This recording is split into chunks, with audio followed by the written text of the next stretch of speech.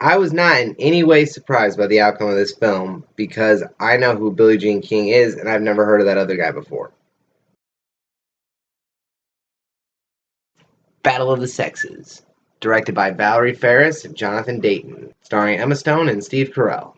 This movie tells the story of the Battle of the Sexes, which was a tennis match in '73 between Billie Jean King and Bobby Riggs. It really doesn't tell the story of it so much as it lays the groundwork of the circumstances that caused the match to happen.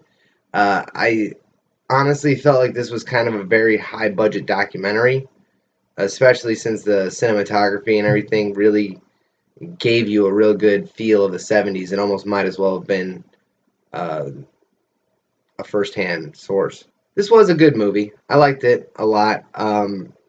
It had some major pacing issues. It slowed down a lot.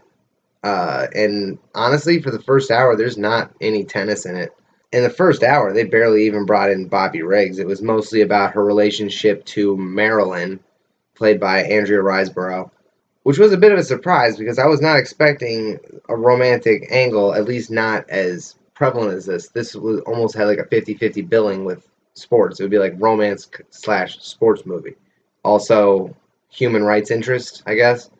It was, however, kind of a generic sports movie, though, with the way everything was. Like, I don't watch a whole lot of sports movies because they are all kind of the same. I just watched this one because I had played tennis in high school and I played table tennis a lot whenever I get a chance. Not recently, but regular tennis is just table tennis where you stand on the table. So I wanted to watch some of that, and man, it took a long time to get to some.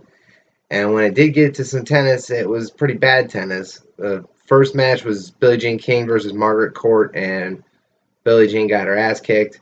Then Bobby Riggs beat the shit out of Margaret Court, and then finally they get to a decent tennis match, which was pretty cool for a while, but then it started to lose a lot of its tension because Bobby got tired, which really illustrates the problem with the movie and the event itself is that he was a 55-year-old guy playing against a 29-year-old Billie Jean King.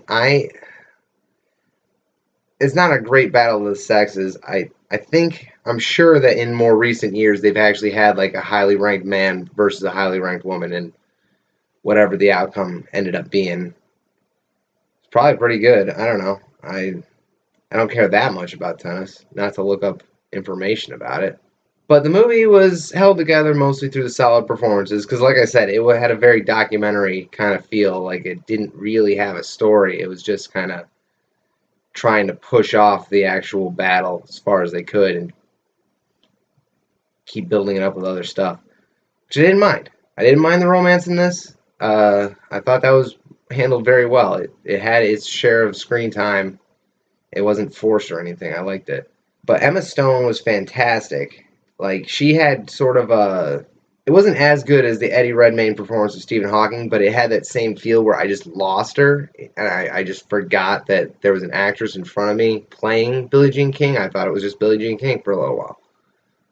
That was really good.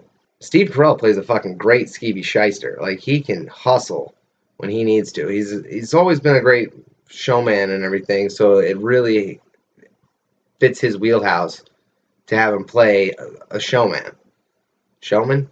And then it was backed up by a long list of supporting people that I was calling them out as I was seeing them. You know, you started with Bill Pullman, Sarah Silverman, Alan Cumming, John C. McGinley, Dan Bacadal, Vaughn from Community, Tom Haverford's girlfriend from Parks and Rec. There was just a huge list of... Chris Parnell, for a second, even showed up. A lot of solid talent in this. I'm not familiar with the directors at all, but whatever.